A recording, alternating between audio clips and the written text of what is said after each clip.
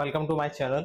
आज मैं आपको बताने वाला हूँ राजस्थान कर्मचारी चयन बोर्ड के समान पात्रता परीक्षा के बारे में। तो यहाँ मैं बात करूंगा सीनियर सेकेंडरी लेवल का, और जो दूसरा है वो है स्नातक स्तर का, मीन्स ग्रेजुएट लेवल, और आपका सीनियर सेकेंडरी लेवल।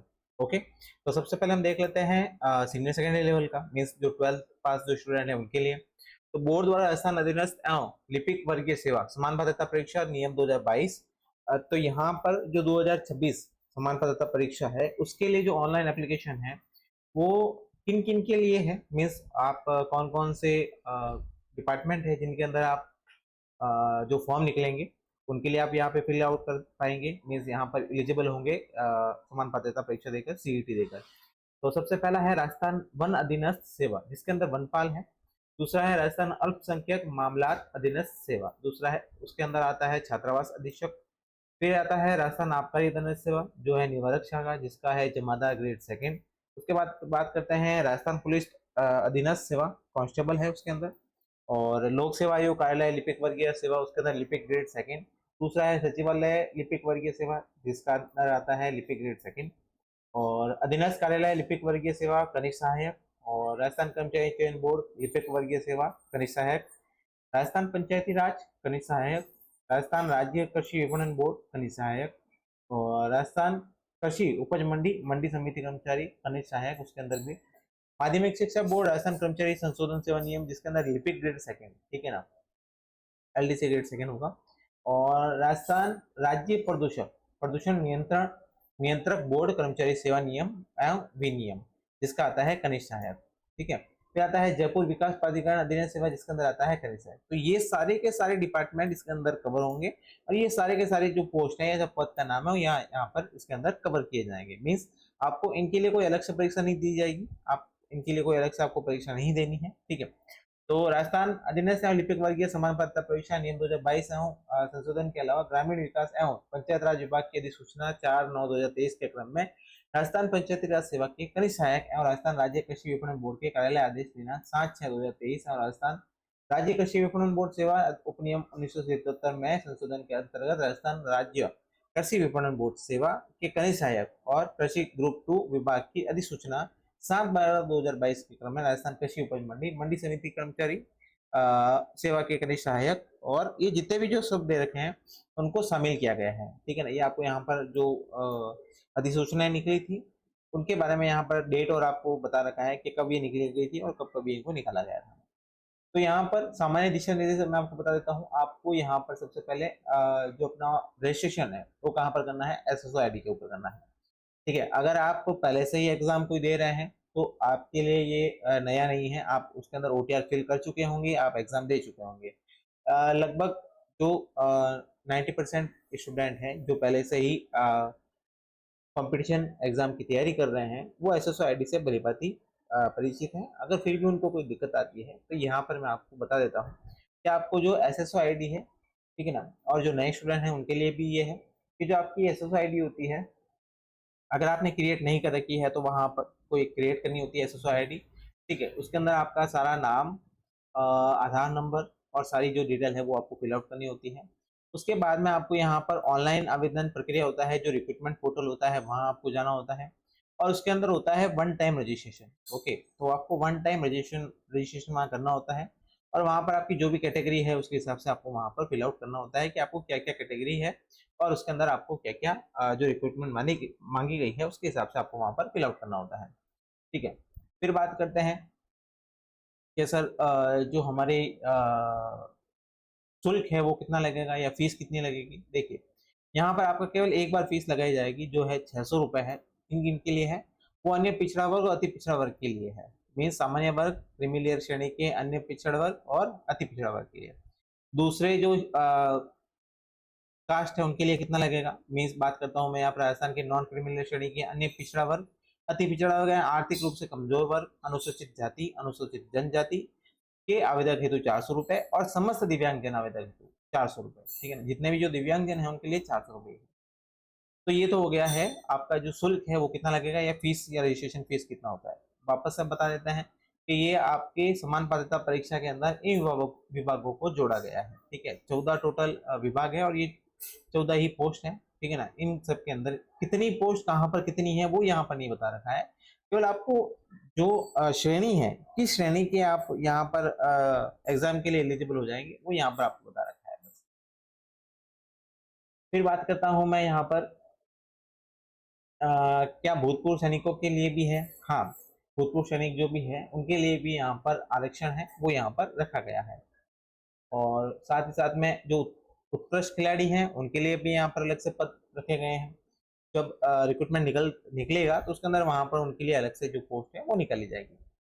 क्या एलिजिबिलिटी रहती है उसके लिए, उत्कृष्ट खिलाड़ी के लिए? तो यहाँ पर ये आप सब कुछ दे रखा है आपको, ठीक है। मैं इसके अंदर यहाँ पर डिटेल में नहीं जाना चाहता, क्योंकि देखिए आपको बस तो 3-4 पॉइंट हैं जो अगर इन पॉइंट को आप सेटिस्फाई करते हैं, अगर आप उत्कृष्ट खिलाड़ी है तो वहां पर आपको पता है कि ये 4-5 पॉइंट है जो आपके पास में ये सर्टिफिकेट होता है तो आप वहां पर एलिजिबल हो जाते हैं।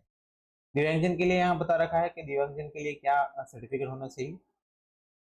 बात करते हैं पात्रता एवं शैक्षणिक योग्यता की। तो देखिए जो सीनियर सेकेंडरी है या उसके जो समतुल्य है उन्हीं के लिए यहाँ पर ये सीईटी एग्जाम है। मींस यहाँ पर वो स्टूडेंट एलिजिबल हो जाएंगे जिन्होंने सीनियर सेकेंडरी या उसके समतुल्य एग्जाम दिया होगा। ओके। फिर बात करते हैं अनुसूचित क्षेत्र के अभ्यर्थियों के लिए विशेष निर्देश। तो यहाँ जो अनुसूचित क्षेत्र है उसके लिए भी आपको कुछ दिशा निर्देश दे रखे हैं। राष्ट्रीयता की बात करें तो यहाँ पर भारत का नागरिक होना चाहिए। आयु की बात करें तो 18 से लेकर 40 वर्ष का यहाँ पर होना चाहिए। फिर बात करते हैं पॉइंट नंबर 8, पंजीयन शुल्क जमा कराने ऑनलाइन आवेदन पत्र भरने की अवधि। तो यहाँ पर 24 से लेकर 23 साल तक, मीन्स 23 जुलाई तक का समय है आपके पास में। आप यहाँ पर पोर्टल के ऊपर जाकर अपना जो ऑनलाइन रजिस्ट्रेशन है वो कर सकते हैं, या फिर सीईटी के लिए जो अगर आपने एसएसओ पोर्टल पे पहले से आईडी बना रखी है तो वहां पर अपना लॉगिन करके आप वहां पर उसके अंदर रिक्रूटमेंट पोर्टल में जाकर सीईटी के लिए फॉर्म वहां पर भर सकते हैं। परीक्षा का आयोजन ये सबसे इम्पोर्टेंट है, जो भी स्टूडेंट इसको भर रहा है उसके लिए। दिनांक 23/10 से लेकर 25/10 तक, ठीक है ना। मीन्स आपका 23/10 से लेकर 25/10 तक यहाँ एग्जाम होने वाला है। मीन्स 3 पारी में होगा, 23, 24, 25, ठीक है ना। तो अलग अलग स्टूडेंट का अलग अलग टाइम पे होगा, उनके नाम के अनुसार या उनके क्रम अनुसार, ठीक है, जो भी यहाँ पर बोर्ड तय करता है। प्रवेश पत्र जब भी आपका एग्जाम आएगा तो आपको यहाँ पर रिक्रूटमेंट पोर्टल में जाकर देखना है, या फिर आपको बोर्ड के द्वारा डाक से कोई प्रवेश पत्र नहीं भेजा जाएगा, ठीक है ना। आपको यहाँ पर समाचार पत्रों का ध्यान रखना होगा या वेबसाइट के माध्यम से आपको यहाँ ध्यान रखना होगा। नियुक्ति की अयोग्यता यहाँ पर दे रखी है कि कौन जो स्टूडेंट है वो यहाँ पर अयोग्य है। और फिर बात करते हैं ओटीआर में लाइव फोटोग्राफ कैप्चर करने के लिए दिशा निर्देश यहाँ पर दे रखे हैं आपको, कि जो भी आजकल स्टूडेंट है उनके लिए एक नया सिस्टम चालू किया गया है। आपको लाइव फोटो कैप्चर करना होगा, और यहाँ पर अंगूठे के निशान का भी यहाँ बता रखा है आपको कि क्या अंगूठा निशान रखना है। ऑनलाइन आवेदन में संशोधन की प्रक्रिया के लिए भी बता रखा है कि अभ्यर्थी का नाम और पिता का नाम और जन्म तिथि और स्वयं का फोटोग्राफ, इसके अंदर कोई भी चेंज नहीं होगा, ठीक है। निम्न प्रविष्टों में संशोधन की अनुमति नहीं होगी। तो आप ये इस चीज को थोड़ा आराम से और सही तरीके से भरिएगा। आपका नाम है, पिता का नाम है, जन्म तिथि है और स्वयं का फोटोग्राफ है, ठीक है। फिर मैं यहाँ बात करता हूँ ऑनलाइन आवेदन प्रत्याहरित करने की प्रक्रिया। देखिए आपको यहाँ पर विड्रॉल के लिए भी एक ऑप्शन दिया जाता है कोई भी एग्जाम होने से पूर्व। क्या आप अगर उस एग्जाम के लिए एलिजिबल नहीं है और आपने फॉर्म भर दिया है तो यहाँ पर आपको विड्रॉ करने का भी ऑप्शन दिया जाता है। तब यहाँ पर उसको विड्रॉ भी कर सकते हैं, ताकि आपको आने वाले एग्जाम के अंदर अगर आप नहीं भी बैठते हैं तो आपके ऊपर कोई भी चार्ज या शुल्क नहीं लगाया जाएगा।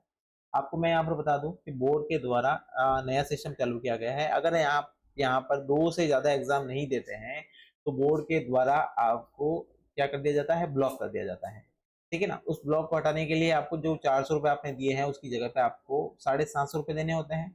उसके बाद में अगर आप यहाँ पर बात करते हैं 750 रुपये तो फर्स्ट टाइम है। सेकेंड टाइम अगर फिर आप 2 एग्जाम नहीं देते हैं तो आपको वहां पर 1500 रुपये पे करना होता है।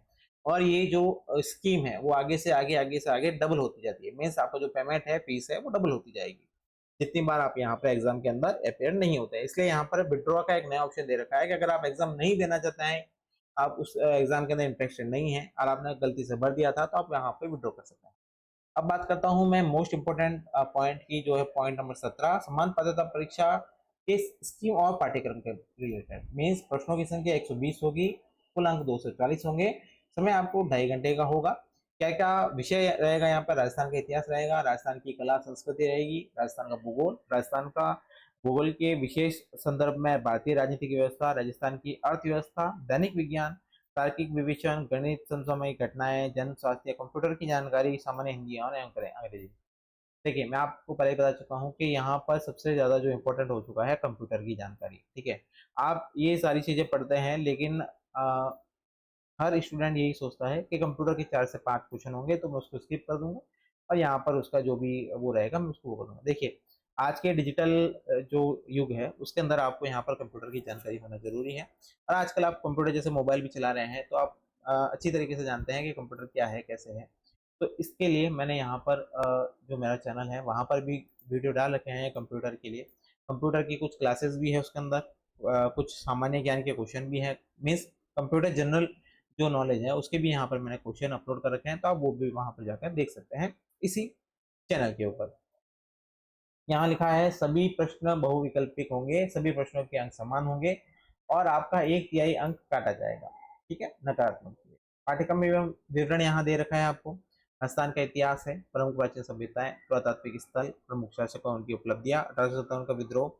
ठीक है, अब यहाँ पर वापस से देखिए, हिंदी इंग्लिश दोनों के अंदर दे रखा है। वापस से हिंदी में दे रखा है राजस्थान की कला और संस्कृति, वापस से art and culture of Rajasthan. Bharat का भूगोल दे रखा है, क्या क्या आएगा इसके अंदर, राजस्थान का भूगोल, और उसके बाद में राजस्थान के विशेष संदर्भ में भारतीय राजनीतिक व्यवस्था क्या क्या पढ़नी है आपको। उसके बाद राजस्थान की अर्थव्यवस्था क्या है, दैनिक विज्ञान क्या क्या पढ़ना है आपको, एवरीडे साइंस जो है, और तार्किक विवेचन में क्या पढ़ना है, रक्त संबंध है, मीन्स आपका जो रीजनिंग होता है वो उसके बारे में बात कर रहा है। रीजनिंग में आपको क्या क्या पढ़ना है, समसामयिक घटनाएं जो करंट अफेयर्स है उनके बारे में, जन स्वास्थ्य और कंप्यूटर नॉलेज।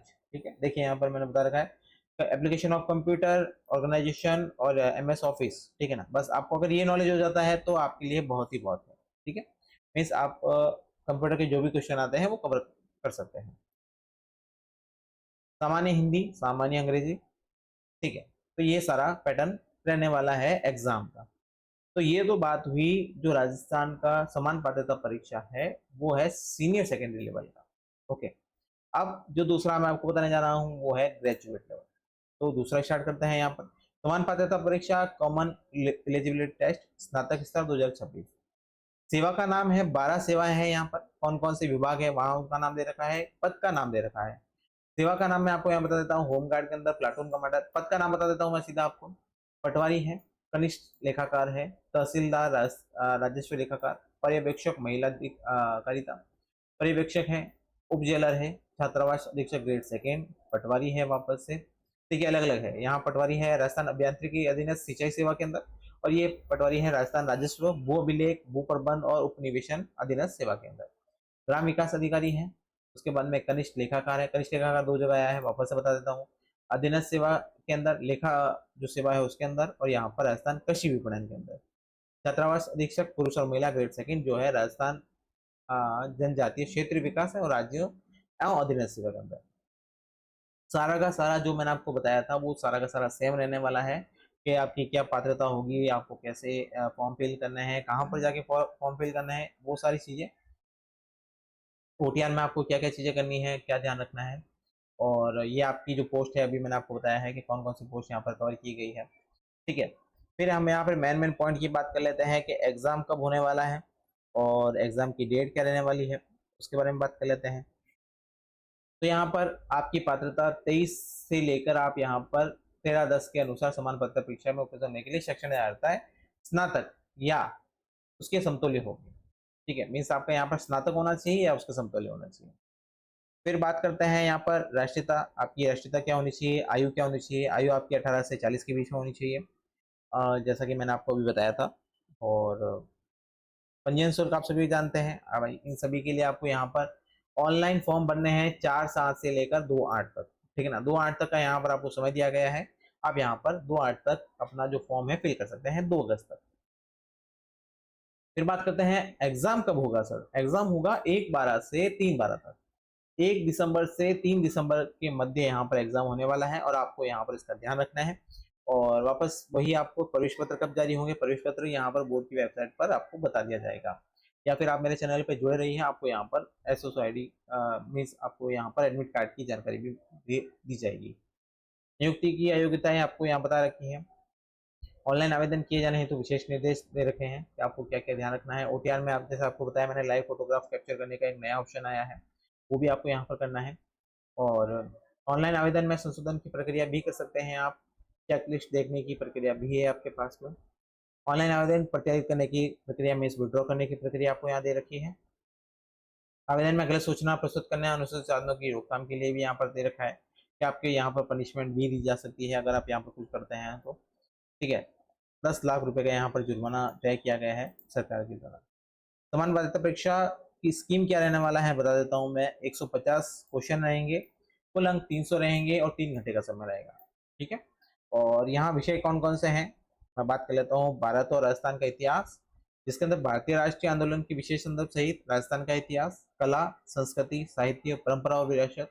भारत का भूगोल, राजस्थान का भूगोल, राजस्थान के विशेष संदर्भ में भारतीय राजनीतिक व्यवस्था, भारत की अर्थव्यवस्था, राजस्थान की अर्थव्यवस्था, विज्ञान एवं प्रौद्योगिकी, तार्किक विवेचन एवं गणित, समसामयिक घटनाएं एवं नागरिक कर्तव्य, जन स्वास्थ्य, कंप्यूटर की जानकारी, सामान्य हिंदी और सामान्य अंग्रेजी। ओके, गलत अंक के लिए यहाँ पर आपका 1/3 अंक काटा जाएगा। वापस से वही पाठ्यक्रम का विवरण दे रखा है, पाठ्यक्रम के अंदर कौन कौन सी चीजें हैं। जैसे कि मैंने बताया था राजस्थान का भूगोल है तो उसके अंदर क्या क्या कवर होगा, और राजस्थान के विशेष संदर्भ में राजनीति व्यवस्था क्या है, वो सारा यहाँ पर क्या क्या कवर होगा वो आपको यहाँ पर दे रखा है। तो ये है सारा का सारा जो इसका पाठ्यक्रम क्या है, मीन्स आपका सिलेबस क्या है। ठीक है, बोर्ड की वेबसाइट पे आप यहाँ पर जाकर भी देख सकते हैं। वो जो है rssb.rajasthan.government.in, ठीक है ना, ये आधिकारिक वेबसाइट है। आपको यहाँ पर जो भी सूचना है वो यहाँ पहले से दे दी जाएगी।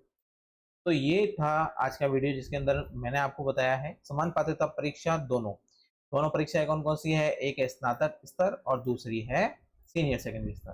ठीक है, 2026। ओके, कौन कौन सी पोस्ट यहाँ पर कवर हो रही है मैंने उसके बारे में बात की है, और यहाँ पर कौन कौन सी पोस्ट स्नातक स्तर पर कवर हो रही है उसके बारे में बात की गई है। ठीक है, आपको ये फॉर्म फिल आउट करने में कोई दिक्कत आती है, ठीक है ना, तो आप यहाँ पर मैंने कुछ वीडियो पहले भी डाल रखे हैं, आप उसके अंदर जाकर देख सकते हैं। और आप कमेंट बॉक्स में कमेंट भी कर सकते हैं। अगर आपको कोई भी इससे रिलेटेड कोई भी समस्या आती है, कोई भी इश्यू आता है, तो आप वहाँ पर कमेंट बॉक्स में कमेंट कर दीजिएगा। तो ये थी इन्फॉर्मेशन मेरी तरफ से। ऐसी इन्फॉर्मेशन के लिए हमारे चैनल को लाइक, शेयर एंड सब्सक्राइब करना ना भूलें। Thank you so much.